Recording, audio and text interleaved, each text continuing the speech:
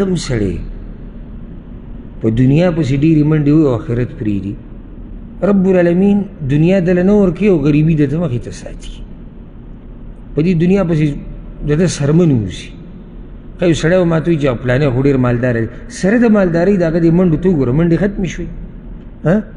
سره د مالدارۍ د هغه غریبي هغه ته مخامخ پرته. دا مطلب دی د حدیث.